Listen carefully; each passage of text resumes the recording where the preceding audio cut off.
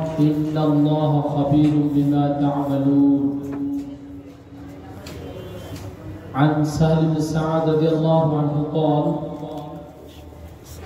جاء جبريل عليه السلام إلى النبي صلى الله عليه وسلم فقال: يا محمد صلى الله عليه وسلم عش ما شئت فإنك ميت وأحبب من أحببت فإنه مفارقه واعمل ما شئت فإنه مجزي به. الحمد لله. হাজীগঞ্জ আত-তাওহীদ জামে মসজিদ ও ইসলামিক দাওয়াত সেন্টার বাস্তবায়নের লক্ষ্যে আয়োজিত ইসলামিক কনফারেন্সে উপস্থিত সম্মানিত সভাপতি, উপস্থিত আজকের সম্মানিত আলোচকবৃন্দ, চাঁদপুর হাজীগঞ্জের দূর দূরান্ত থেকে আগত বয়োজ্যেষ্ঠ, বয়োবরিষ্ঠ এবং সমবয়সী যুবক ভাইরা, বৈঠকের শুরুতে আল্লাহ সুবহানাহু ওয়া তাআলার শুকরিয়া আদায় করি যে আল্লাহ সুবহানাহু ওয়া তাআলা আমাদেরকে সকল প্রকার ব্যস্ততায় থেকে দূরে রেখে এই দ্বীনি মজলিসে বসার তৌফিক দান করেছে। ইয়া আল্লাহ সুবহানাহু ওয়া তাআলার শুকরিয়াতে একবার বলি আলহামদুলিল্লাহ। অগণিত দরুদ ও শান্তির দ্বারা বর্ষিত হোক আখিরি পয়গম্বর বিশ্ব নবী মুহাম্মদ সাল্লাল্লাহু আলাইহি ওয়াসাল্লামের উপর। আল্লাহুম্মা সাল্লি আলাইহি আল্লাহুম্মা বারিক আলাইহি। আজকের বক্তব্যের আলোচ্য বিষয় পরকালীন পাথেয় সঞ্চয়। এই শিরোনামে পবিত্র কোরআন ও সহিহ হাদিস থেকে আমরা আমাদের আলোচনা উপস্থাপন করতে সচেষ্ট থাকব। ওমা তাওফীক ইল্লা বিল্লাহ আলাইহি তাওয়াক্কালতু ইলাইহি উনীব। আল্লাহ সুবহানাহু ওয়া তাআলা মহাগ্রন্থ কোরআনের সূরা হাশরে 17, 18, 19 এই আয়াতগুলো আমি আপনাদের সামনে পেশ করছি। আল্লাহ সুবহানাহু ওয়া তাআলা বলছেন: ইয়া আইয়ুহাল্লাযীনা আমানুত্তাকুল্লাহ ওয়াল তানজুর নাফসুম মা কদ্দামাত লিগাদ ওয়াত্তাকুল্লাহ ইন্নাল্লাহা খাবীরুম বিমা তা'মালুন। আল্লাহ সুবহানাহু ওয়া তাআলা বলছেন, হে ঈমানদারগণ, তোমরা আল্লাহকে ভয় করো। ওয়ালতানজুর নাফসুম মা কদ্দামাত লিগাদ, এবং প্রত্যেকটি আত্মার ভাবা উচিত আগামীকালকের জন্য সে কি প্রেরণ করছে। আগামীকাল বলতে মৃত্যুর পরবর্তী জীবনের জন্য আমি আপনি যেন পাথেয় সঞ্চয় করি, সেটার জন্য আল্লাহ সুবহানাহু ওয়া তাআলা প্রত্যেকটা আত্মাকে ভাবতে বলেছে। সাধারণত আমরা যখন দুনিয়াতে থাকি, দুনিয়াতে থাকা অবস্থায় আমরা আমাদের ভবিষ্যৎ জীবনের জন্য কিছু সঞ্চয় করি।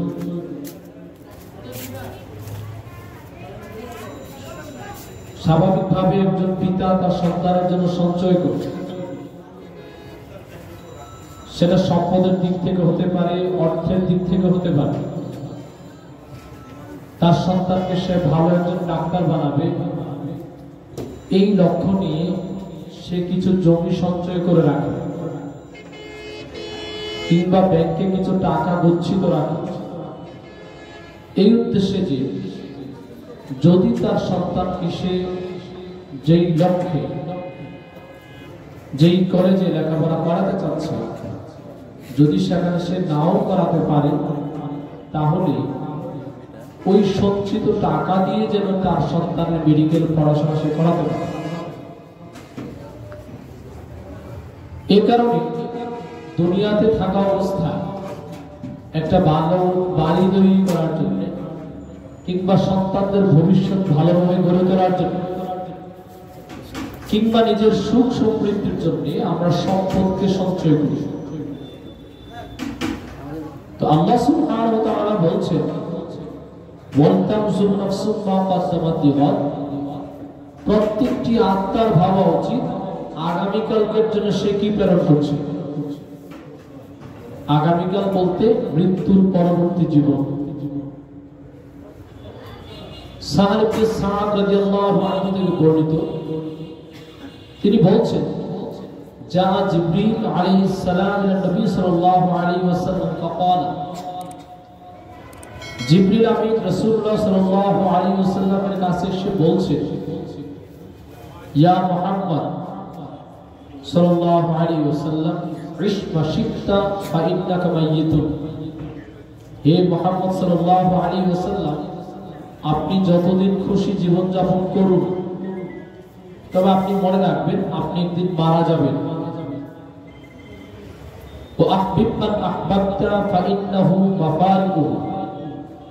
আপনি যাকে খুশি তাকে ভালোবাসুন, তবে আপনি মনে রাখবেন আপনি একদিন তাকে ছেড়ে চলে যাবেন।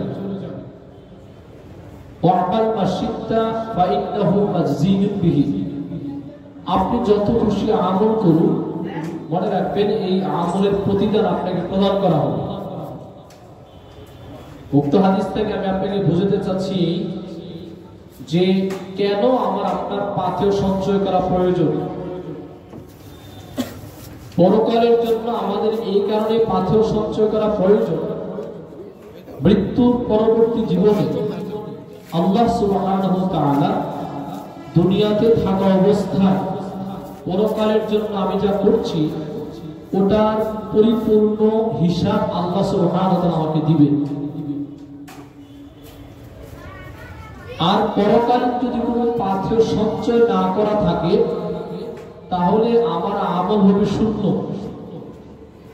ওটার ভিত্তিতে আমার পরকালীন একটা ফায়সালা হবে। এই কথা আমরা সবাই জানি মুসলিম হিসাবে যে পরকালে মানুষের জন্য দুটো রাস্তা আছে, একটি হচ্ছে জান্নাত আর একটি হচ্ছে জাহান্নাম। এই দুটা বিষয় নির্ভর করে পরকালের জন্য আমি আপনি কি করছি তা ভিত্তি। পরকালীন জীবনের জন্য পাথেয় সঞ্চয় করা এই কারণে প্রয়োজন, আল্লাহ সুবহানাহু ওয়া তাআলা সূরা বনী ইসরাঈলের মধ্যে বলছেন, ইকরা কিতাবাক কাফা বিনাফসিকা আল-ইয়াওমা আলাইকা হাসিবা, হে আদম সন্তান ধরো তুমি তোমার আমলনামা পাঠ করো। কাফা বিনাফসিকা আল-ইয়াওমা আলাইকা হাসিবা, আজকের এই হিসাবের জন্য তুমি নিজেই যথেষ্ট। উক্ত আয়াত থেকে বোঝা যাচ্ছে যে পরকালীন জীবনে আল্লাহ সুবহানাহু ওয়া তাআলা আমাদের হাতে আমলনামা দিবেন এবং সেটার ভিত্তিতে আমাদের বিচার ফায়সালা হবে। এই কারণে পরকালীন জীবনের জন্য কিছু করা প্রয়োজন। পরকালীন জীবনে আল্লাহ সুবহানাহু ওয়া তাআলা মানুষের মুখে মোহর মেরে দিবেন, তখন তাদের হাত কথা বলবে, তাদের পা সাক্ষী দিবে। আল্লাহ সুবহানাহু ওয়া তাআলা সূরা ইয়াসিনের মধ্যে বলছেন, আল-ইয়াওমা নাখতিমু আলা আফওয়াহিহিম ওয়া তুকাল্লিমুনা আইদিহিম ওয়া তাশহাদু আরজুলুহুম বিমা কানু ইয়াকসিবুন। আল্লাহ সুবহানাহু ওয়া তাআলা বলছেন কাল কিয়ামতের মাঠে মানুষের মুখে আল্লাহ মোহর মেরে দিবেন। ওয়া তুকাল্লিমুনা আইদিহিম, তাদের হাত কথা বলবে। ওয়া তাশহাদু আরজুলুহুম, তাদের পা সাক্ষী দিবে। বিমা কানু ইয়াকসিবুন, সে দুনিয়াতে থাকা অবস্থায় যা করেছে এই সমস্ত বিষয়ে পরকালে হাত পাগুলো সাক্ষী দিবে। যেহেতু পরকাল নামে একটা জীবন আছে এবং সে জীবনে আল্লাহ সুবহানাহু ওয়া তাআলা আমাদের এই দুনিয়াবী জীবনের বিচার ফায়সালা, দুনিয়াবী যে আমল আখলাক করছি সেটার ভিত্তিতে তিনি পরকালীন জীবনে বিচার ফায়সালা করবেন, সেটার জন্য পরকালীন বিষয়ে কিছু ভাবা দরকার। সবচেয়ে বড় যা বিষয় পরকালীন জীবনের জন্য পাথেয় সঞ্চয় করা এই কারণে প্রয়োজন, মানুষ তার সন্তানাদের জন্য ভালো কিছু করে, তাকে ভালোভাবে শিক্ষিত করে, তার জন্য কিছু সম্পদ রেখে যায়, তার জন্য অর্থ রেখে যায়, তার জন্য ভালো কিছু সম্পদ রেখে যায়। তার বড় কারণ হচ্ছে তিনি উপলব্ধি করেন তিনি একসময় বৃদ্ধ হবেন, এই সন্তান একসময় বড় হবে, শিক্ষিত হবে, তার দেখাশোনা করবে। তো আমরা ভুলে যাই যে আমাদের এই যে দুনিয়াতে আমরা যে বসবাস করি, এই দুনিয়াটা আসলে আমাদের জন্য স্থায়ী নয়। এই দুনিয়াবী জীবনকে আমাদের পরকালীন জীবনের জন্য পাড়ি দিতে হবে। আল্লাহ সুবহানাহু ওয়া তাআলা মুহাম্মদ কোরআনে বলছেন, কুল্লু নাফসিন যায়িকাতুল মাউত, প্রত্যেকটি আত্মাই মৃত্যুর স্বাদ আস্বাদন করবে, কোনো আত্মাই বাকি থাকবে না। মৃত্যু ব্যতীত এমন কোনো প্রাণী থাকবে না যে সে মারা যাবে না। যেহেতু আমাদেরকে মারা যেতে হবে, পরকালীন জীবনের বিচার ফয়সালা হবে এবং এই বিচার ফয়সালার মানদণ্ড হবে দুনিয়াবী কর্মকাণ্ড। সে কারণে পরকালীন জীবনের জন্য পাথেয় সঞ্চয় করা প্রয়োজন। চতুর্থ নম্বর কারণ হচ্ছে, যদি আমরা দুনিয়াবী জীবনকে স্থায়ী মনে করছি যে দুনিয়াবী জীবনটাই হচ্ছে সর্বশ্রেষ্ঠ এবং স্থায়ী। আল্লাহ সুবহানাহু ওয়া তাআলা সূরা আলার মধ্যে বলছেন, বাল তুসিরুনাল হায়াতাদ দুনিয়া ওয়াল আখিরাতু খায়রুন ওয়া আবকা। তোমরা দুনিয়াবী জীবনকে অগ্রাধিকার দিয়ে থাকো, বস্তুত পরকালীন জীবনটা হচ্ছে অগ্রাধিকার প্রাপ্য। উক্ত আয়াত থেকে বোঝা যাচ্ছে দুনিয়াবী জীবনটা স্থায়ী নয়, মূলত পরকালীন জীবনটাই হচ্ছে স্থায়ী। এই কারণে পরকালীন জীবনের জন্য কিছু করা প্রয়োজন। আনাস ইবনে মালিক রাদিয়াল্লাহু আনহু বলেন, রাসূলুল্লাহ সাল্লাল্লাহু আলাইহি ওয়াসাল্লাম বলেছেন, ইযা মাতাল ইনসান, মানুষ যখন মারা যায়, ফায়ারজিউ ইসলাম ওয়া ইয়াবকা ওয়াহিদুন, তিনটি বস্তু তার সাথে যায়, ফায়ারজিউ ইসলাম ওয়া ইয়াবকা ওয়াহিদুন, তখন দুটো বস্তু ফিরে আসে, একটি বস্তু তার সাথে থেকে যায়। তার সাথে যায় তার সন্তানাদি যায়, তার সম্পদ যায়, তার আমল যায়, দুটো বস্তু ফিরে আসে। তার আত্মীয় স্বজন, তার সম্পদ, সন্তানাদি এগুলা ফিরে আসে। শুধু থেকে যায় তার আমল। আপনি আমি আমার সন্তানের জন্য যে সারা দিন ব্যয় করছি, এত সুন্দরভাবে বাড়ি করছি, এত সুন্দর একটা গাড়ি ক্রয় করছি, বহু জমির আমি মালিক হচ্ছি, একটা জমি আমার মৃত্যুর পরে আমার সাথে যাবে না। কোন সন্তান আমার কবরে আমার সাথে শোবে না। এত সন্তানকে আমি তৈরি করেছি, মানুষ করেছি, একটা সন্তান আমার পরিবর্তে আমার মৃত্যুকে সে বরণ করে নিবে না। বরং মৃত্যু যখন এসে যাবে তখন আমাকেই বরণ করতে হবে এবং কবরে আমাকেই দাফন করা হবে। আমার পরিবর্তে আমার সন্তানকেও দাফন করা হবে না। এই কারণে যেহেতু পরকালীন জীবন স্থায়ী, মৃত্যুবরণের মধ্য দিয়ে পরকালীন যাত্রা আমার শুরু হয়ে যাবে, সে কারণে পরকালীন জীবনের জন্য পাথেয় সঞ্চয় করা প্রয়োজন। পঞ্চম নম্বর কারণ হচ্ছে, রাসূলুল্লাহ সাল্লাল্লাহু আলাইহি ওয়াসাল্লাম বলেছেন, ভালো মানুষ এবং খারাপ মানুষের দুটো উদাহরণ দিয়েছেন। ভালো মানুষের মৃত্যু এবং খারাপ মানুষের মৃত্যুর উদাহরণ দিয়েছেন। যে ব্যক্তি ভালো, দুনিয়াতে থাকা অবস্থায় পরকালের জন্য সে চিন্তা করেছে, পরকালের জন্য সে সঞ্চয় করেছে। আর যে ব্যক্তি পরকালকে প্রাধান্য দেয়নি, তার উদাহরণ দিয়েছেন। রাসূলুল্লাহ সাল্লাল্লাহু আলাইহি ওয়াসাল্লাম বলেছেন, বারা ইবনে আযিব রাদিয়াল্লাহু আনহু থেকে বর্ণিত, তিনি বলেছেন, রাসূলুল্লাহ সাল্লাল্লাহু আলাইহি ওয়াসাল্লাম বলেছেন, মানুষের মৃত্যু যখন উপস্থিত হয়, মানুষ যখন মারা যায়, মৃত্যু যখন তার এসে যায়, তখন ব্যক্তি যদি ভালো মানুষ হয়, যিনি পরকালের জন্য চিন্তা ফিকির করেছেন, পরকালের জন্য একটু সম্পদ সঞ্চয় করেছেন, ওই ব্যক্তির জানকে কবজ করার জন্য আল্লাহ সুবহানাহু ওয়া তাআলা একজন ফেরেশতা পাঠান। ফেরেশতা পৃথিবীতে এসে তার জানকে এইভাবে কবজ করে একটা কলস ভর্তি পানি ভর্তি একটা কলসকে উল্টালে বাধাহীনভাবে যেভাবে কলস থেকে পানি প্রবাহিত হয়, ঠিক ব্যক্তি যদি পরকালের জন্য কিছু করে, ব্যক্তি যদি ভালো মানুষ হয়, তিনি যদি ফরহেজগার হন, দুনিয়াতে ভালো মানুষ হিসেবে বিবেচিত হন, তাহলে তার আত্মাটাকে এইভাবে ফেরেশতারা বাধাহীনভাবে তার দেহ থেকে বের করে নিয়ে আসে এবং তার এই আত্মাটাকে সুন্দর রুমালের মধ্যে প্রথম আসমানে নিয়ে যাওয়া হয়। প্রথম আসমানে নিয়ে যাওয়ার পরে প্রথম আসমানের ফেরেশতারা তখন জিজ্ঞাসা করেন, এই এত সুন্দর আত্মাটা কার? তখন ফেরেশতা মণ্ডলী পৃথিবীতে মানুষ তাকে যেইভাবে ভালো নামে অবহিত করত, হয়তো পৃথিবীতে থাকা অবস্থায় সে একটা মসজিদ করেছে, একটা মাদ্রাসা নির্মাণ করেছে, তার দ্বারা সমাজ কল্যাণমূলক অনেক কাজ হয়েছে, সে একজন সালাত আদায়কারী ছিল, ভালো একজন আমানতদার ব্যক্তি ছিল, অর্থাৎ তার ভালো যে গুণাগুলো আছে ওই গুণগুলো জান কবজকারী ফেরেশতারা প্রথম আসমানের ফেরেশতাকে বলে। তখন প্রথম আসমানের ফেরেশতারা তার দেহটাকে আহলান সাহলান বলে স্বাগত জানিয়ে আসমানে উঠতে দেন। এইভাবে প্রথম আসমান থেকে দ্বিতীয় আসমান, দ্বিতীয় আসমান থেকে তৃতীয় আসমান, তৃতীয় আসমান থেকে চতুর্থ আসমান, এইভাবে প্রত্যেকটা আসমানের ফেরেশতারাই তাকে স্বাগত জানায় এবং জান কবজকারী ফেরেশতারা প্রত্যেক আসমানের ফেরেশতাদের কাছে দুনিয়ার মধ্যে যাদের যে ভালো গুণগুলো ছিল ওই গুণগুলো উল্লেখ করে।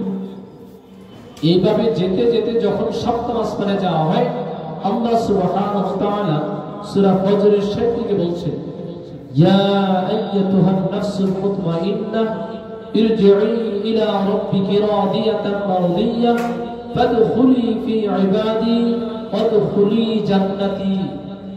আল্লাহ সুবহানাহু ওয়া তাআলা বলছেন, ইয়া আইয়াতুহান নাফসুল মুতমাইন্নাহ, হে প্রশান্ত আত্মা, ইরজিই ইলা রাব্বিকি রাদিয়াতান মারদিয়াহ, তুমি তোমার প্রতিপালকের সন্তুষ্টির দিকে এগিয়ে যাও। ফাদখুলি ফি ইবাদি, তুমি আমার বান্দাদের মধ্যে প্রবেশ করো। ওয়াদখুলি জান্নাতি, এবং তুমি জান্নাতে প্রবেশ করো।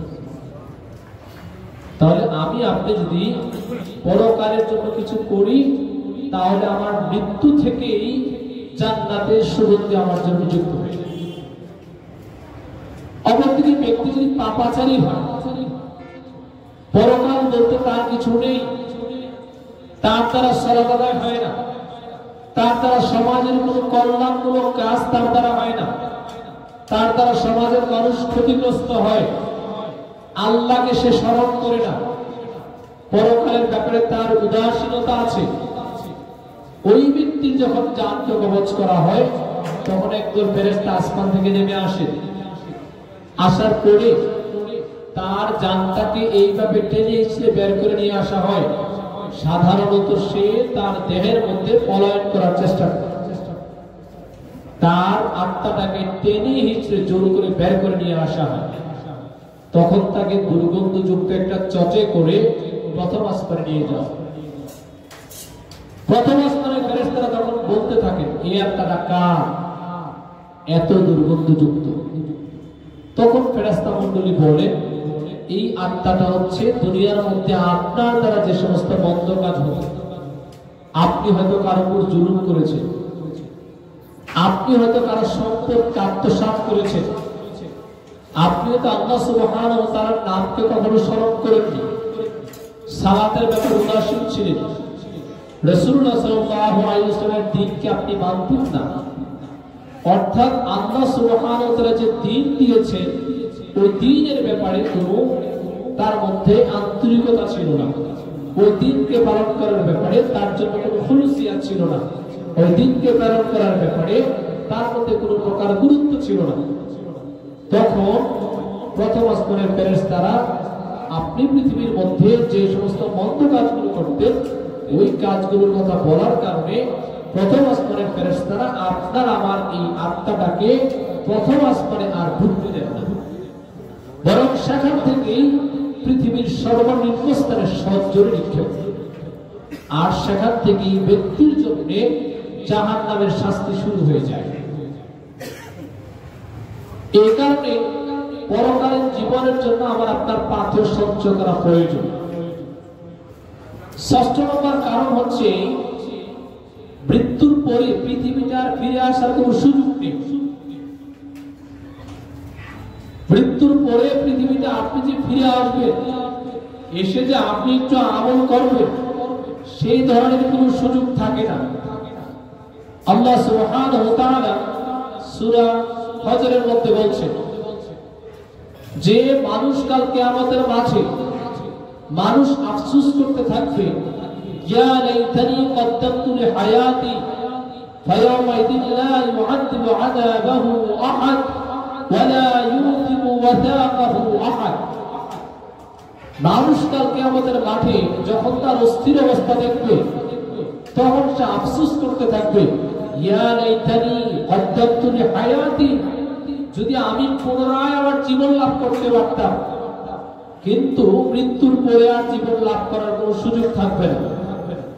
এই কারণে মৃত্যুর পূর্বে মৃত্যুর পরবর্তী জীবনের জন্য পাথর সঞ্চয় করার আল্লাহ সুবহানাহু ওয়া তাআলা আমাদেরকে সুযোগ দিয়েছেন। মৃত্যুর পরে আর সেই সুযোগ পাওয়া যাবে না। সপ্তম নম্বর কারণ হচ্ছে কাল কিয়ামতের মাঝে মানুষ তার পরকালীন পাথরের উপর নির্ভর করে দৌড়াতে থাকবে। আল্লাহ সুবহানাহু ওয়া তাআলা সূরা আবাসের শেষ দিকে বলছেন, ইয়াওমা ইয়াফিরুল মারউ মিন আখিহি ওয়া উম্মিহি ওয়া আবিহি ওয়া সাহিবাতিহি ওয়া বানিহি লিকুল্লি ইমরিইন মিনহুম ইয়াওমাইদিন শাদদুন যুগনিহি। আল্লাহ সুবহানাহু ওয়া তাআলা বলছেন, ইয়াওমা ইয়াফিরুল মারউ মিন আখিহি ওয়া উম্মিহি ওয়া আবিহি ওয়া সাহিবাতিহি ওয়া বানিহি। কাল কিয়ামতের মাঠে পিতা মাতা ভাই বোন আত্মীয় স্বজন পরস্পরের কাছ থেকে দৌড়ে পালাতে থাকবে, সুযোগ নেই। প্রত্যেকে তার নিজের নফসকে নিয়ে চিন্তায় থাকবে, আমার আপনার নিজের আমল নিয়ে আমরা চিন্তিত থাকব। অষ্টম নম্বর সর্বোপরি কারণ হচ্ছে আমার আপনার যাবতীয় কর্মকাণ্ডগুলোকে ফেরেশতারা লিপিবদ্ধ করছে।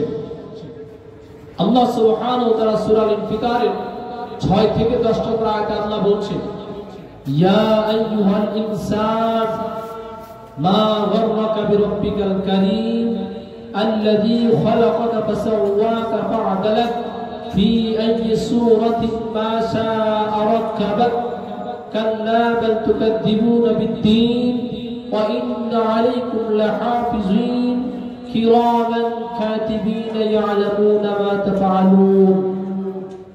আল্লাহ সুবহানাহু ওয়া তাআলা বলছেন, ইয়া আইয়ুহাল ইনসান মা গররাকা বিরাব্বিকাল কারীম, হে মানব মণ্ডলী, কোন বিষয়টা তোমাকে আল্লাহর পথ থেকে বিচ্যুত করে দিল? কেন তুমি আল্লাহর পথে চলছো না? কেন তুমি আল্লাহর পথকে স্মরণ করো না? কেন তুমি পরকালীন জীবনের জন্য কিছু চিন্তা ফিকির করো না? পরকালীন জীবনের জন্য কেন তুমি পাথর সঞ্চয় করো না? অথচ তিনি তো সেই মহান সত্তা যিনি তোমাকে সৃষ্টি করেছেন, সুবিন্যস্ত করেছেন, সুষমা দান করেছেন। আমার আপনার মতো বহু পরিবার আছে যে পরিবারে কোনো সন্তান আদি নেই। এমন অনেক মানুষ আছে যিনি বিকলাঙ্গ, যার একটা চোখ নেই, যার একটা পা নেই, যিনি সুন্দরভাবে ইবাদত করার তার সুযোগ হয় না। কিন্তু আমাকে আপনাকে তো আল্লাহ সুবহানাহু ওয়া তাআলা সুন্দর একটা দেহ দান করেছেন, দুটো চক্ষু দান করেছেন, দুটো হাত দিয়েছেন, দুটো পা দিয়েছেন, কথা বলার শক্তি দিয়েছেন, সার্বিকভাবে চলাফেরা করার শক্তি দান করেছেন। এত সুন্দর অবয়ব দান করার পরেও কেন আমরা আল্লাহ সুবহানাহু ওয়া তাআলার পথকে ভুলে গিয়ে দুনিয়ার মধ্যে আমরা মত্ত হয়ে গেলাম, ব্যস্ত হয়ে গেলাম? আল্লাহ সুবহানাহু ওয়া তাআলা আমাদেরকে আহ্বান করছেন, ইয়া আইয়ুহাল ইনসান মা গররাকা বিরাব্বিকাল কারীম। তারপরে আল্লাহ শেষ দিকে বলছেন, কিরামান কাতিবিন ইয়ালামুনা মা তাফআলুন, সম্মানিত ফেরেশতা মণ্ডলী রয়েছেন, ইয়ালামুনা মা তাফআলুন, তোমরা যা করছো সেই বিষয়ে তারা সুন্দরভাবে লিপিবদ্ধ করছে। এই কারণে পরকালীন জীবনের জন্য আমার আপনার পাথর সঞ্চয় করা প্রয়োজন, যেহেতু দুনিয়াতে আমার আপনার স্থায়ী জায়গা নেই।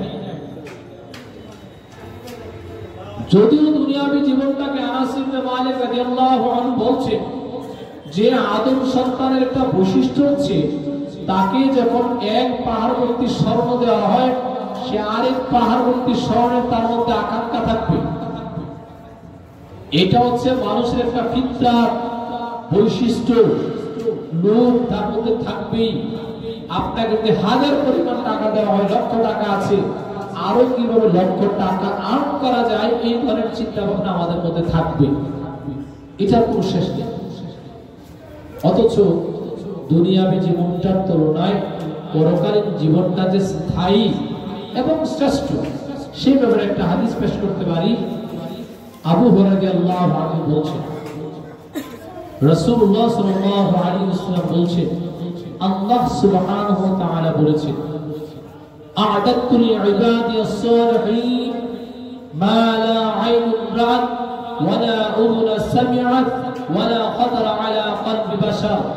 আবু হুরায়রা রাদিয়াল্লাহু আনহু বলছেন, রাসূলুল্লাহ সাল্লাল্লাহু আলাইহি ওয়াসাল্লাম বলেছেন, আল্লাহ সুবহানাহু ওয়া তাআলা বলেছেন, আ'দাতু লি'ইবাদি as-সালিহিন, আমি আমার সব কর্মশীল বান্দাদের জন্য এমন কিছু প্রস্তুত করে রেখেছি, মা লা আইনুন রা'at, তার চোখ কোনোদিন দেখেনি, ওয়ালা উযুন সামি'at, তার কান কোনোদিন শুনেনি, ওয়ালা খাতারা আলা কলবি বাশার, তার অন্তরে কোনোদিন কল্পনাও করেনি।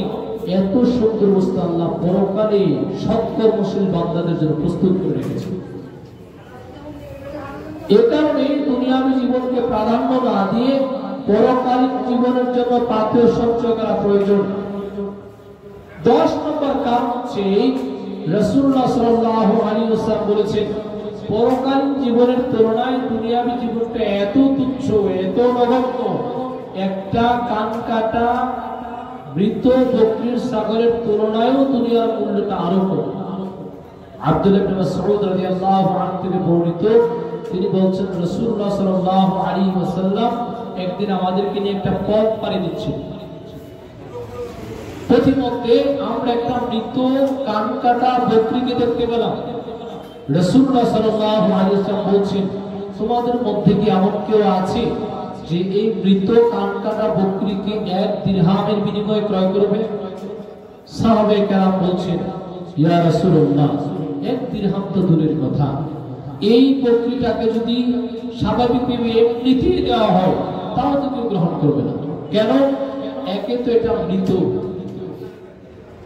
বকরির বাচ্চাকে কেউ নেওয়া মানে হচ্ছে দায়িত্ব গ্রহণ করা, এই মৃত বকরিটাকে পুঁতে ফেলতে হবে, মৃত বকরিটাকে মাটিতে পুঁততে হবে, কারণ এটা দিয়ে ব্যক্তির দুনিয়াতে কোনো লাভ হবে না। রাসূলুল্লাহ সাল্লাল্লাহু আলাইহি ওয়াসাল্লাম বলছেন, এই মৃত কান কাটা বকরিটা তোমাদের কাছে যত মূল্যহীন, আল্লাহ সুবহানাহু ওয়া তাআলার কাছে দুনিয়াটা তার চেয়ে বেশি মূল্যহীন। এই কারণে পরকালীন জীবনের জন্য পাথর সঞ্চয় করা প্রয়োজন। কিন্তু আমরা যারা আছি, আমরা কি পরকালের জন্য কিছু ভাবি? আমরা তো পরকালীন জীবনের জন্য কিছুই ভাবি না। দুনিয়ার মধ্যে প্রচলিত যে রাজনীতি আছে, ওই রাজনীতির একটা পথ পদবীর জন্য আমাদের সমাজের তরুণ ভাইয়েরা, সমাজের তরুণ তরুণীরা তাদের জীবনকে উৎসর্গ করে দিচ্ছে কোন একটা রাজনৈতিক দলের একটা পদ পাওয়ার জন্য। আমরা যারা ব্যবসা করি তাদের চিন্তা ফিকির হয় কি করে হালাল হোক না আরাম হোক, সেটা মুখ্য বিষয় নয়। মুখ্য বিষয় হচ্ছে সম্পদকে কিভাবে বাড়ানো যায়, সেটা সুদের মাধ্যমে হোক আর যেভাবেই হোক। আর যদি আমাদের ক্ষমতা থেকে থাকে তাহলে তো কারো জমি দখল করা তো ব্যাপারই না। এই ধরনের একটা অনুভূতি আমাদের মধ্যে কাজ করে। কিন্তু এই ক্ষমতা, অর্থ, বিত্ত সম্পদ একটাও আমার আপনার জন্য কোনো কাজে লাগবে না। শুধু কাজে লাগবে আমি পরকালের জন্য যা করছি ওটা হচ্ছে আমার পরকালের জন্য সম্পদ, সঞ্চিত সম্পদ। এছাড়া অন্য যা কিছু আছে সত্যিকার অর্থে কোনটাই কাজে আসবে না। আপনি যেই দলের জন্য রাজনীতি করেন, যে দলের জন্য আপনি এত টাকা বিনিয়োগ করেন, যেই দলের জন্য আপনি জীবনকে উৎসর্গ করে দিচ্ছেন, আপনি মারা যাওয়ার পরে ওই রাজনৈতিক দল আপনার খবর নেই, একদিনের জন্য আপনার খবর নেবে না। আর যা খবর নেবে তা অধিকাংশ হচ্ছে লৌকিকতা বা লোক দেখানোর জন্য। মৃত ব্যক্তির নাম বিক্রি করে যদি কোনো কিছু অর্জন করা যায়, তা হয়তো আপনার এই কারণে আপনার নাম স্মরণ হতে পারে। বাংলাদেশে যে সমস্ত রাজনৈতিক দলের নেতা মারা গিয়েছে, মৃত্যুর পরে তাদের নামগুলোকে যারাই স্মরণ করছে, উদ্দেশ্য অধিকাংশ হচ্ছে তার এই নামকে স্মরণ করার মধ্যে দিয়ে আর্থিক কিংবা কোনোভাবে বেনিফিট দেওয়া। আপনি একটু চিন্তা করে ভেবে দেখুন, যে সমস্ত রাজনৈতিক নেতাদের নামকে স্মরণ করা হচ্ছে, তার একটা বড় একটা কারণ হচ্ছে কোন না কোন ভাবে বেনিফিটেড হওয়া। আর আপনি হয়তো কোন রাজনৈতিক ভাবে সম্পৃক্ত নন, কিন্তু আপনি আপনার সন্তানের জন্য দিন রাত সব দিচ্ছেন, সম্পদ কি সম্পদ আপনি আপনি রেখে যাচ্ছেন, অর্জন করছেন, এই সবগুলো কিন্তু আপনি পরকালের জন্য নিতে পারবো না, সবগুলো রেখে যেতে হবে। যেহেতু আনাস ইবনে মালিক রাদিয়াল্লাহু আনহু বলছেন যে তিনটি বস্তু সাথে যাবে, তার মধ্যে আপনার সম্পদ কিন্তু যাবে না, আমার আপনার সম্পদ কিন্তু থেকে যাবে। এই সম্পদ তো ভোগ করবে আমার ছেলে, এই সম্পদ ভোগ করবে আমার মেয়ে, এই সম্পদ ভোগ করবে আমার স্ত্রী। তারা যদি সত্যিকার আছে তাদের জন্য এই পরকালের সম্পদ হিসাবে রেখে যেতে না পারি, আমার এই সম্পদ হবে তাদের ঝগড়ার কারণ, ধ্বংসের কারণ। এই কারণে আমি আপনি পরকালের ব্যাপারে চিন্তা করা বড় প্রয়োজন। পরকালীন সম্পদের ব্যাপারে সবচাইতে বড় যেটা পাথর, তা হচ্ছে ব্যক্তিগত আমল। ব্যক্তিগত আমলটা হচ্ছে পরকালীন জীবনের সবচেয়ে বড় পাথর। যেমন রাসূলুল্লাহ সাল্লাল্লাহু আলাইহি ওয়াসাল্লাম বলছেন, আউয়ালু মা ইউহাসাবু বিহিল আবদু ইয়াউমাল কিয়ামাহ আস-সালাত। কাল কিয়ামতের মাঠে সর্বপ্রথম হিসাব হবে সালাতের। ফাইদা সালাহা সালাহা সাইরু আমালিহি ওয়া ইদা ফাসাদাত ফাসাদা সাইরু আমালিহি। যদি সে সালাতের হিসাব দিতে পারে, বাকি আমলের হিসাব প্রদান করা আল্লাহ তার জন্য সহজ করবে। ওয়া ইদা ফাসাদাত ফাসাদা সাইরু আমালিহি। যদি সে সালাতের হিসাব দিতে না পারে, বাকি আমলের হিসাব প্রদান করা তার জন্য আল্লাহ কঠিন করে দিবেন, কঠিন হয়ে যাবে। অতএব আপনার আমার পরকালীন জীবনের পাথরের মধ্যে বড় যেটা সেটা হচ্ছে সালাত আদায় করা। কিন্তু আমি আপনি ব্যবসার নামে, সম্পদের নামে, রাজনীতির নামে এক ওয়াক্ত সালাত আদায় করি, যদিও নামে বলছে আমি একজন মুসলিম। সালাত আদায় করার আমাদের সুযোগ হয় না। ফজরের সালাত আপনি আদায় করেন না, রাতে ঘুমান 12টা 1টায় ঘুম থেকে ওঠেন সকাল 7টা 8টায়, অফিসে চলে যাচ্ছে, জোহরের সালাত আপনার ব্যস্ততার মধ্যে কেটে যাচ্ছে, আসরের সালাত বন্ধুদের সাথে গল্পে কাটাচ্ছে, রাত্রি বেশে এইভাবেই কেটে যাচ্ছে চায়ের স্টলে বা কোনো স্থানে। আপনি তো সালাত আদায় করলেন না, পরকালের জন্য আপনি সম্পদ সঞ্চয় করা থেকে দূরে আছেন। ব্যক্তিগত যে সমস্ত আমল আপনার ঈমানের পাল্লাকে ভারী করবে, আপনার আমলের পাল্লাকে ভারী করবে, এই আমলগুলো হচ্ছে পরকালের জন্য সম্পদ। মৃত্যুর পরে এগুলো চলতে থাকবে। রাসূলুল্লাহ সাল্লাল্লাহু আলাইহি ওয়াসাল্লাম কাল কিয়ামতের মাঠে তার উম্মতকে চিনে নেবেন। যারা দুনিয়ার মধ্যে রুজু করেছে তাদের অঙ্গ প্রত্যঙ্গগুলো জ্বলজ্বল করতে থাকবে।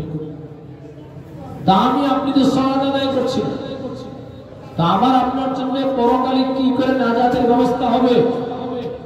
এই কারণে আপনার জন্য পরকালীন সম্পদের বড় একটা রাস্তা হচ্ছে সালাত আদায় করা। দ্বিতীয় নম্বর হচ্ছে শিরক মুক্ত আমল করা, শিরক মুক্ত বিশ্বাস থাকা। যদি আপনার শিরক মুক্ত বিশ্বাস না থাকে, সারা জীবনে আমি আপনি যা আমল করছি একটা আমল পরকালের জন্য সঞ্চিত সম্পদ হবে না, যদি আমার আমলের মধ্যে বিশ্বাসের মধ্যে শিরক থাকে। আল্লাহ সুবহানাহু ওয়া তাআলা কোরআনে বলছেন, ইন্নাল্লাহা লা ইয়াগফিরু আন ইউশরাকা বিহি ওয়া ইয়াগফিরু মা দুনা যালিক। আল্লাহ সুবহানাহু ওয়া তাআলা তাদেরকে ক্ষমা করেন না যারা আল্লাহ সুবহানাহু ওয়া তাআলার সাথে শিরক করে। আপনার বিশ্বাসের মধ্যে যেন কোনো প্রকার শিরক না থাকে, ওই বিশ্বাস আপনাকে পরকালের জন্য সম্পদ হবে যদি আপনার বিশ্বাসের মধ্যে শিরক না থাকে। আপনি যদি বিশ্বাস করেন যে আপনার অসুস্থতাকে মুক্তি দান করার মালিক হচ্ছেন অমুক পীর সাহেব, যিনি মারা গিয়েছেন, অমুক ব্যক্তির কবরে গেলে কিছু চাইলে তিনি আপনাকে আরোগ্য দান করতে পারেন, ওই ব্যক্তি আপনাকে কোনোদিন আরোগ্য দান করতে পারবে না, বরং আপনার বিশ্বাস পরকালের নাজাতের জন্য বাধার কারণ হয়ে দাঁড়াবে। তৃতীয় নম্বর সম্পদ হচ্ছে রাসূলুল্লাহ সাল্লাল্লাহু আলাইহি ওয়াসাল্লামের রেখে যাওয়া দ্বীন অনুযায়ী আপনি আপনার জীবনটাকে পরিচালনা করেন। আল্লাহ সুবহানাহু ওয়া তাআলা মহাগ্রন্থ কোরআনে বলছেন, লাকাদ কানা লাকুম ফি রাসূলিল্লাহি উসওয়াতুন হাসানাহ, রাসূল মুহাম্মদ সাল্লাল্লাহু আলাইহি ওয়াসাল্লামের মধ্যে রয়েছে তোমাদের জন্য উত্তম আদর্শ। আপনি আদর্শ হিসেবে কোন ব্যক্তিকে গ্রহণ করছেন? রাজনৈতিকভাবে আপনি কাকে পিতা বলছেন? রাজনৈতিকভাবে কার আদর্শ আপনি অনুসরণ করছেন? আমি আপনি তো ভেবে দেখছি না, কিন্তু ওই বিশ্বাস, ওই কর্মকাণ্ড যে আমাকে কুফরের দিকে নিয়ে যাচ্ছে, আমি আপনি চিন্তাও করছি। আপনি যাটার জন্য শ্রম দিচ্ছেন, সময় ব্যয় করছেন, অর্থ ব্যয় করছেন, ঘাম জমাচ্ছেন, ওটার জন্য কি আল্লাহ সুবহানাহু ওয়া তাআলার কাছে হিসাব তো দিতে হবে। আপনি যেই রাজনৈতিক আদর্শ প্রতিষ্ঠা করার জন্য, সেটা আপনার স্বার্থের জন্য হোক, ভালোবাসা থেকে হোক, যেইভাবেই হোক না কেন, আপনি যে শ্রম দিচ্ছেন, সময় দিচ্ছেন, এই বিষয়গুলো তো পরকালে আপনার নাজাতের কারণ হবে কিনা, এটা আমার আপনার চিন্তা করা প্রয়োজন। আপনি মুসলিম হওয়া সত্ত্বেও আপনি কি করে ধর্মনিরপেক্ষতাবাদের রাজনীতি করেন? আপনি মুসলিম হওয়া সত্ত্বেও কি করে আপনি গণতন্ত্রের পূজা করেন? মুসলিম হওয়া সত্ত্বেও আপনি কি করে জাতীয়তাবাদের অর্চনা করেন? ওগুলো তা আপনার আমলকে নষ্ট করে দিচ্ছে, আপনি আমি তো বুঝতে পারছি না। এই কারণে রাসূলুল্লাহ সাল্লাল্লাহু আলাইহি ওয়াসাল্লাম হচ্ছেন নেতা। আল্লাহ সুবহানাহু ওয়া তাআলা সূরা নিসার মধ্যে বলছেন, ওয়া মান ইউশাকির রাসূল মিন বা'দি মা তাবাyyana লাহুল হুদা ওয়া ইয়াত্তাবি' গায়রা সাবিলিল মুমিনিন নুওয়াল্লিহি মা তাওয়াল্লা ওয়া নুসলিহি জাহান্নাম ওয়া সাআত মাসীরা। আল্লাহ সুবহানাহু ওয়া তাআলা বলছেন, ওয়া মান ইউশাকির রাসূল, যে ব্যক্তি রাসূলের বিরুদ্ধে আচরণ করলো, মিন বা'দি মা তাবাyyana, ওয়া মান ইউশাকির রাসূল, যে ব্যক্তি রাসূলের বিরুদ্ধে আচরণ করলো, দ্বীন সুস্পষ্ট হওয়ার পরেও রাসূল সাল্লাল্লাহু আলাইহি ওয়াসাল্লাম এবং তার সাহাবায়ে কেরাম যে দ্বীন মেনেছে, ওই দ্বীনটা জানার পরেও যারা রাসূলের বিরুদ্ধে আচরণ করলো, মিন বা'দি মা তাবাyyana লাহুল হুদা ওয়া ইয়াত্তাবি' গায়রা সাবিলিল মুমিনিন, মুমিনদের ছাড়া ভিন্ন কোন পথকে অবলম্বন করলো, নুওয়াল্লিহি মা তাওয়াল্লা ওয়া নুসলিহি জাহান্নাম, সে যেদিকে চলতে চায় তাকে সেদিকেই ধাবিত করা হবে, তবে তার জন্য জাহান্নামকে প্রস্তুত করা আছে। চতুর্থ সম্পদ হচ্ছে আপনার সন্তান। আদর্শ সন্তান হচ্ছে পরকালের জন্য সবচেয়ে বড় সম্পদ। রাসূলুল্লাহ সাল্লাল্লাহু আলাইহি ওয়াসাল্লাম বলেছেন, মানুষ যখন মারা যায় তখন তার কবরের নেকি পৌঁছানোর সব রাস্তা বন্ধ হয়ে যায়, তবে তিনটি রাস্তা ছাড়া, একটি হচ্ছে ওয়ালাদুন সালিহুন, যদি আপনি নেক সন্তান রেখে যান, ওই নেক সন্তান হচ্ছে আপনার পরকালের জন্য সম্পদ। আপনি মারা গিয়েছেন, কিন্তু আপনার এই নেক সন্তান যত আমল করবে, যত আচরণ করবে, তার দ্বারা যত ভালো কাজ সম্পর্কিত হবে, এই সমস্ত নেকি আপনি পেয়ে যাবেন পিতা হিসাবে। সন্তানকে যদি আমরা গ্রহণ করে যেতে না পারি, ওটা আমার পরকালের জন্য বোঝা হবে। আমার সন্তান আমার বিরুদ্ধে সাক্ষী দেবে। যদি আমার সন্তানকে দ্বীন শেখাতে না পারি, আমার সন্তানকে চরিত্রবান করে যেতে না পারি, আমার এই সন্তান আমার জন্য পরকালীন সম্পদ হবে না, বরং আমার পরকালীন নাজাতের পথে সে বাধা হয়ে দাঁড়াবে, যদি আমার সন্তানকে আমি দ্বীনী সন্তান হিসেবে গঠন করে যেতে না পারি। অতএব আপনার আমার জন্য পরকালীন সম্পদ হচ্ছে এক সন্তান। আপনার মৃত্যুর পরে সে আপনার জন্য দোয়া করবে, আপনার জন্য সাদাকা করবে, সে ভালো কাজ করবে, ভালো কাজের সাথে যুক্ত থাকবে, আর তার কর্মের মধ্যে দিয়ে আমার পরকালীন পাল্লাটা ভারী হবে। এই কারণে এক সন্তান হচ্ছে আমার আপনার জন্য সম্পদ। যদি এক সন্তান রেখে যেতে না পারি তাহলে সে আমার জন্য বোঝা। পঞ্চম নম্বর হচ্ছে সে আমার সন্তান, আমি যদি মানুষকে দাওয়াত দিই, আমার দ্বারা যদি দুটা মানুষ দাওয়াত পায়, তাহলে ওই ছেলেটা হচ্ছে আমার জন্য সম্পদ। আবু হুরায়রা রাদিয়াল্লাহু আনহু থেকে বর্ণিত, তিনি বলছেন রাসূলুল্লাহ সাল্লাল্লাহু আলাইহি ওয়াসাল্লাম বলেছেন, মান দাআ ইলা হুদান কানা লাহু মিনাল আজরি মিসলু উজুরি মান তাবিআহু।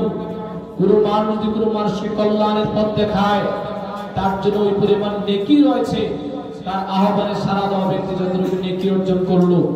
আমান দাআ ইলা দালালা কানা লাহু মিনাল ইসমি মিসলু আসামি মান তাবিআহু। আর কোন মানুষ যদি কোনো মানুষকে অকল্যাণের পথ দেখায়, ভ্রষ্টতার পথ দেখায়, তার জন্য ওই পরিমাণ পাপ রয়েছে তার আহ্বানে সাড়া দেওয়া ব্যক্তি যতটুকু পাপ অর্জন করলো। এ কারণে পরকালীন সম্পদ অর্জন করা সবচেয়ে বড় প্রয়োজন। পরকালীন সম্পদ আমরা কখন অর্জন করব? জন্ম থেকে শুরু করে মৃত্যুর পূর্ব পর্যন্ত পরকালীন সম্পদ সঞ্চয়ের বড় মাধ্যম, বড় সময়। তবে সবচাইতে বড় সময় হচ্ছে যৌবনকাল। এই সময়টা হচ্ছে পরকালীন সম্পদ সঞ্চয়ের বড় উপযুক্ত একটা সময়। রাসূলুল্লাহ সাল্লাল্লাহু আলাইহি ওয়াসাল্লাম বলেছেন, কাল কিয়ামতের মাঠে আল্লাহ সুবহানাহু ওয়া তাআলা 7 শ্রেণীর মানুষকে আরশের ছায়া প্রদান করবেন। তার এক শ্রেণীর মানুষ হচ্ছে শাআবুন নাশা ফি ইবাদাতিল্লাহ। ওই যুবক যে আল্লাহর পথে নিজেকে গড়ে তুলেছে, যেই যুবক নেশা থেকে দূরে থেকেছে, যেই যুবক পর্নোগ্রাফি থেকে দূরে থেকেছে, যেই যুবক বিজাতীয় রাজনীতি থেকে নিজেকে মুক্ত রেখেছে, যেই যুবক পরকীয়া থেকে নিজেকে মুক্ত রেখেছে, বিজাতীয় সংস্কৃতি থেকে মুক্ত থেকে পবিত্র কোরআন ও সুন্নাহ অনুযায়ী নিজের জীবন গঠন করেছে, ওই যৌবনকালকে আল্লাহ সুবহানাহু ওয়া তাআলা মূল্যায়ন করবেন। রাসূলুল্লাহ সাল্লাল্লাহু আলাইহি ওয়াসাল্লাম বলেছেন, ইখতানিম খামসান ক্বাবলা খামসিন। তোমরা 5টি বস্তুকে 5টি বস্তুর পূর্বে মূল্যায়ন করো। তার একটি বস্তু হচ্ছে শাবাবাকা ক্বাবলা হারামিক। তোমার বার্ধক্য আসার পূর্বে তুমি তোমার যৌবনকালকে মূল্যায়ন করো।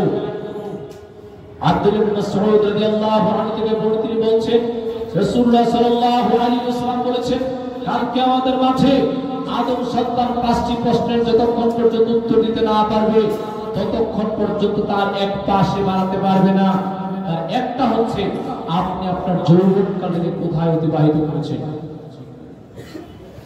এই কারণে পরকালীন সম্পদ সঞ্চয়ের বড় একটা উপযুক্ত সময় হচ্ছে যৌবনকাল।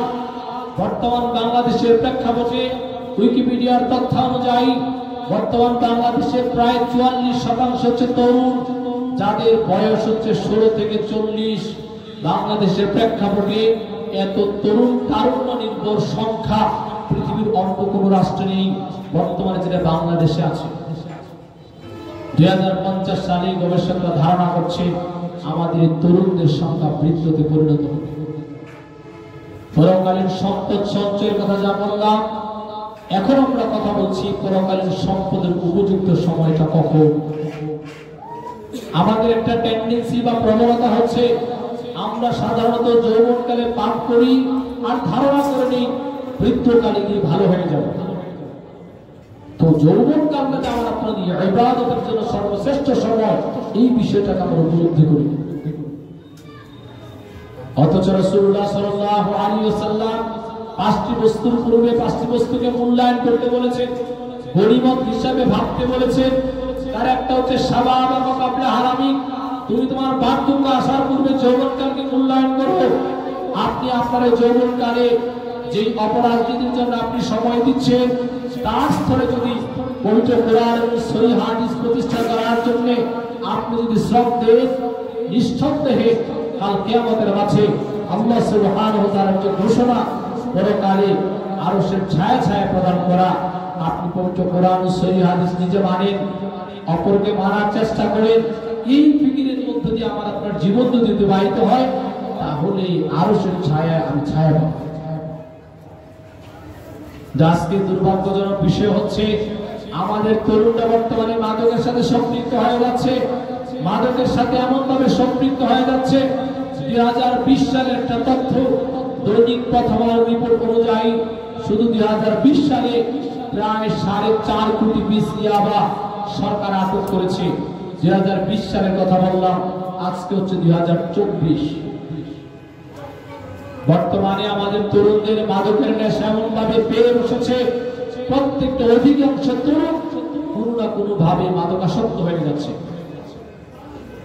আমাদের তরুণদের অধিকাংশ আছে এখন একটা ডিভাইস আছে, এই ডিভাইস তার এমন ভাবে নির্ভরশীল হয়ে আছে, এই ডিভাইসে সারা দিন রাত চলে যাচ্ছে। এই ডিভাইসের মধ্যে সবচেয়ে বড় যা ভয়াবহতা আমাদের জাতির জন্য, সেটা হচ্ছে আমাদের তরুণরা প্রচুর পরিমাণে পর্নোগ্রাফিতে আসক্ত হয়ে যাচ্ছে। আপনি শুনলে অবাক হবেন, অক্সফাম আমেরিকার একটা সংবাদ সংস্থা, অক্সফামের তথ্য অনুযায়ী প্রত্যেক বছর সারা বিশ্ব থেকে 350 মিলিয়ন ইউরো শুধুমাত্র তরুণরা ব্যয় করছে পর্নোগ্রাফিতে। 350 মিলিয়ন ডলার মানে হচ্ছে 153টি দেশ, তাদের যেই জিডিপি, ওই জিডিপির সমান গ্রস ডোমেস্টিক প্রোডাক্ট। 153টি দেশ তাদের দেশের উৎপাদিত দ্রব্য বিক্রয় করে যে পরিমাণ টাকা উপার্জন করে, আমাদের ছেলে মেয়েরা শুধুমাত্র পর্নোগ্রাফিতে এত পরিমাণ টাকা ব্যয় করছে। ফলাফল কি হচ্ছে? ফলাফল আমার দেশের সমকাম বাড়ছে, আমাদের দেশে পরকীয়া বাড়ছে, আমাদের দেশে বিবাহ বহির্ভূত সম্পর্ক বাড়ছে, পরিবারের ভাঙন করছে, ছেলে মেয়েরা এখন আর বিবাহে আসক্ত হচ্ছে না। বিবাহ বহির্ভূত যে সমস্ত কর্মকাণ্ড আছে, পাপাচার আছে, তারা সেদিকে লিপ্ত হয়ে যাচ্ছে, মাদকের নেশায় লিপ্ত হয়ে যাচ্ছে, মদ পান করছে। বহু মানুষ আপনি পত্রপত্রিকায় খুলে দেখবেন যে আমাদের তরুণ তরুণীরা প্রচুর পরিমাণ নেশা করে মদ পান করে মারা যাচ্ছে। তার বড় একটা কারণ হচ্ছে পর্নোগ্রাফির ছোবল। এই পর্নোগ্রাফি আমাদের তরুণকে বিষাক্ত করছে। আমাদের তরুণটা দ্বিতীয় নম্বর বিভ্রান্ত হচ্ছে। প্রচলিত যে অপরাজনীতি আছে, অপরাজনীতিতে তারা বিভ্রান্ত হয়ে যাচ্ছে। ওই যে একটু আগে বললাম যে তারা ধর্মনিরপেক্ষতাবাদের সাথে সম্পৃক্ত হয়ে যাচ্ছে, অথচ সে জানে না সে সেকুলারিজম কি। সেকুলারিজম তাকে ধর্ম থেকে বিচ্যুত করে দিচ্ছে, তাকে ধর্মনিরপেক্ষতাবাদ ধর্ম থেকে বিচ্যুত করে দিচ্ছে, গণতন্ত্র তাকে ধর্ম থেকে বিচ্যুত করে দিচ্ছে। এই অনুমতি তার মধ্য থেকে হারিয়ে যাচ্ছে। আমাদের তরুণ তরুণীরা প্রচুর পরিমাণে ক্যারিয়ারের নেশায়, তারা দুনিয়াবী সম্পদ উপার্জনের নেশায় ব্যস্ত হয়ে যাচ্ছে। একজন ডাক্তার হওয়া লাগবে, বিসিএস ক্যাডার হওয়া লাগবে, প্রচুর পরিমাণ টাকার মালিক হওয়া লাগবে। এই নেশা তাকে ভুল করে রাখছে। যদি আল্লাহ সুবহানাহু ওয়া তাআলা সূরা তাকাসুরের মধ্যে বলছেন আলহাকুমুত তাকাসুর হাত্তা যুরতুমুল মাকাবির, মানুষ, আল্লাহ সুবহানাহু ওয়া তাআলা বলছেন পৃথিবীর মধ্যে মানুষ সম্পদ প্রাচুর্যের প্রতিযোগিতায় লিপ্ত হয়ে আছে। হাত্তা যুরতুমুল মাকাবির, এই লিপ্ত হওয়াটা যতক্ষণ পর্যন্ত তাদের মুখে মাটি না দেওয়া হয় ততক্ষণ পর্যন্ত প্রতিযোগিতা লেগেই থাকে। আমাদের তরুণরা এই দিক থেকে প্রচুর পরিমাণে শয়তানের ওয়াসওয়াসায় নিজেদের জীবনকে ধ্বংস করে দিচ্ছে। এক্ষেত্রে আমাদের তরুণ তরুণীদের প্রতি আমাদের উদাত্ত আহ্বান হচ্ছে, আল্লাহ সুবহানাহু ওয়া তাআলা বলছেন ইয়া আইয়ুহাল্লাযীনা আমানু দুখুলু ফিস-সিলমি কাফা ওয়া লা তাত্তাবিউ খুতুওয়াতিশ শাইতান ইন্নাহু লাকুম আদুউম মুবিন। হে ঈমানদারগণ, তোমরা আল্লাহর যে দ্বীন রয়েছে ওই দ্বীনে তোমরা পরিপূর্ণভাবে প্রবেশ করো। আমাদের তরুণদের প্রতি নসিহত হচ্ছে, আমাদের তরুণদের প্রতি আহ্বান হচ্ছে, আমি যে রাজনীতির সাথে সম্পৃক্ত আছি ওই রাজনীতি আমার পরকালের জন্য সম্পদ কিনা।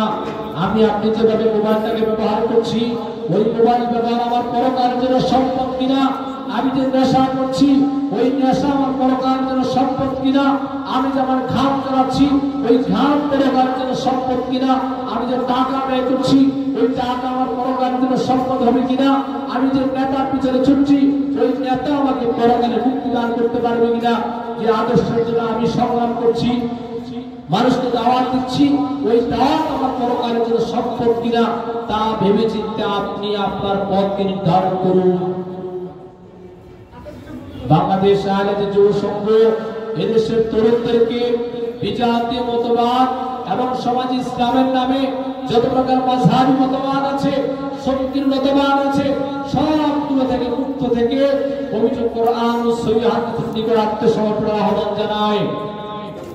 কারণ আল্লাহ সুবহানাহু ওয়া তাআলার কাছে আপনার আমার যে তরুণ বয়সটা আছে, এই তরুণ বয়সে যদি ইবাদত করা হয়, ওই তরুণ বয়সে যদি আল্লাহ সুবহানাহু ওয়া তাআলার বিধান মানা হয়, আল্লাহর বিধানকে প্রতিষ্ঠা করার জন্য, যে ঠান্ডাকে উদ্দীন করার জন্য আমি আপনি যদি সময় শ্রম ব্যয় করি, আমার এই সময় এবং শ্রম হবে পরকালীন নাজাতের মাধ্যম। আর এই পরকালীন জন্য যদি আমি কাজ না করি, আমার অর্থ, আমার সম্পদ, আমার সময়, আমার চিন্তা ভাবনা যদি পরকাল কেন্দ্রিক না হয়ে থাকে, আমার এই জীবনটা কোনো লাভ নেই। যদিও আমি আপনি মনে করছি আমার জীবনটা অনেক সার্থক, অনেক টাকা হয়েছে, অনেক ভাবে আপনি নিজেকে সার্থক মনে করতে পারেন, আল্লাহ সুবহানাহু ওয়া তাআলার ভাষায় আমি আপনি সার্থক নই যদি আমার জীবনটা পরকালের জন্য যুক্ত না থাকে। আমাদের তরুণদের সবচাইতে বড় যেটা বিষয়, সেটা হচ্ছে যে বিষয়টা লজ্জাস্থানের হেফাজত হচ্ছে না, অথচ রাসূলুল্লাহ সাল্লাল্লাহু আলাইহি ওয়াসাল্লাম বলছেন, মাইয়াজমানি মা বাইনা লিহিয়াহি আমা বাইনা রিজলাইহি আতমানাহুল জান্নাহ। যে ব্যক্তি আমাকে তার দুই চোয়ালের মধ্যবর্তী স্থান এবং দুই পায়ের মধ্যবর্তী স্থানের জিম্মাদারিত্ব দিতে পারবে, আমি তার জন্য জান্নাতের জিম্মাদার হব। আমাদের তরুণ ভাইদের প্রতি আমাদের উদাত্ত আহ্বান হচ্ছে, আপনার এই লজ্জাস্থান যেন এমন কোনো কাজে যুক্ত না হয় যেই কাজের কারণে আমার আপনার জন্য পরকালের শাস্তি রয়েছে, যেই কাজের কারণে আমার আপনার পরকালীন মুক্তি হবে না, পরকাল আমার আপনার জাহান্নাম হবে।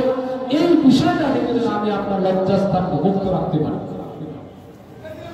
তা যদি আমরা চিন্তা ফিকির না করি, তাহলে আমাদের সমাজে প্রচুর পরিমাণে ধর্ষণ বাড়বে, সমকামিতা বাড়বে, ব্যভিচার বাড়বে, পরকীয়া বাড়বে, সমাজ ধ্বংস হয়ে যাবে যদি আমাদের যুবক ভাইরা তাদের লজ্জাস্থানকে হেফাজত করতে না পারে। তরুণ ভাইদের আরেকটি পরামর্শ থাকবে, আমাদের তরুণ ভাইরা বর্তমানে অনেক ক্ষেত্রে দ্বীন প্রতিষ্ঠান নামে কখনো কখনো নিজের মতো করে দ্বীন বোঝার চেষ্টা করে, কখনো তারা ইসলামের নামে ধ্বংসাত্মক কার্যক্রম চালায়। হয়তো সেটা বোমা হামলা হতে পারে, গাড়ি ভাঙচুর করা হতে পারে, ধর্মের নামে হত্যা করা হতে পারে, মানুষকে কষ্ট দেওয়া হতে পারে।